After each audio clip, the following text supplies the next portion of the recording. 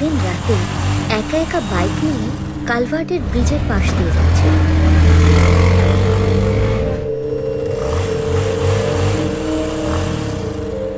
ওই কে তুই?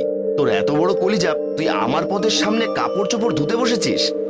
তারপর সেখানে থাকা লোকটার বালতি ভেঙে দেয়। এই নে তোর বালতি, এবার সরে যা এখান থেকে। রাত্রি বাজে 12টা, উনি এসেছে রাস্তার মাঝে কাপড় চোপড় ধুতে। বলে আবারও বাইকে বসে বাইক ড্রাইভ করতে থাকে। কিছু পথ যেতেই চিন্টুর মনে পড়ে, আরে এখন তো রাত প্রায় 12টা বেজে গিয়েছে, আর শুনেছি কালভার্টের এই রাস্তাটা ভালো নয়। আরে একটু আগেই তো একটা লোক বসে কাপড় চোপড় ধুচ্ছিল, কোথায় গেল এখন? বলেই সামনের দিকে এগোতে থাকে।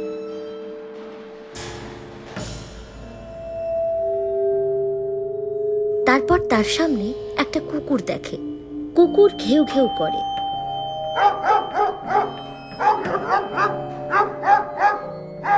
শালা কুকুর, চেঁচানোর জন্য আমার পথটাই পেলি, সর সামনে থেকে।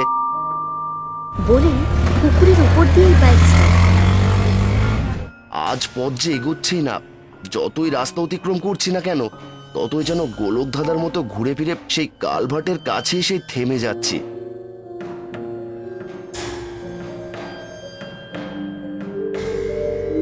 তারপর সামনে একটা বিড়াল এসে ম্যাও ম্যাও করে।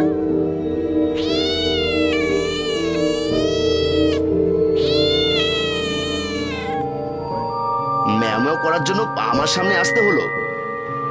এই বলে যেই না বিড়ালের উপরে বাইক নিয়ে বিড়ালকে মারবে, ঠিক তখনই বিড়ালটি চিন্টুর উপরে লাফিয়ে পড়ে। চিন্টু বিড়ালকে মারে।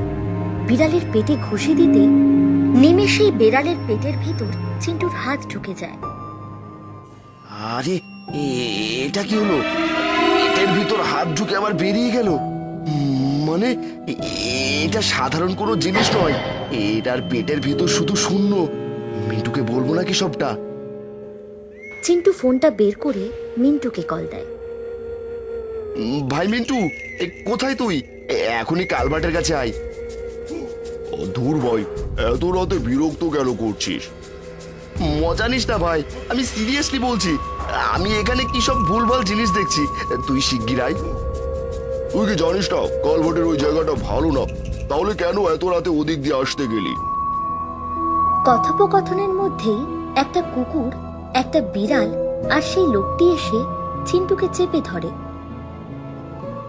ছেড়ে দে, ছেড়ে দে আমায়, আমায় ছেড়ে দে বলছি। অনেকক্ষণ অনেক জোড়াজুড়ি করার পর এক পর্যায়ে চিন্টু তাদেরকে ছিটকে ফেলে দেয়।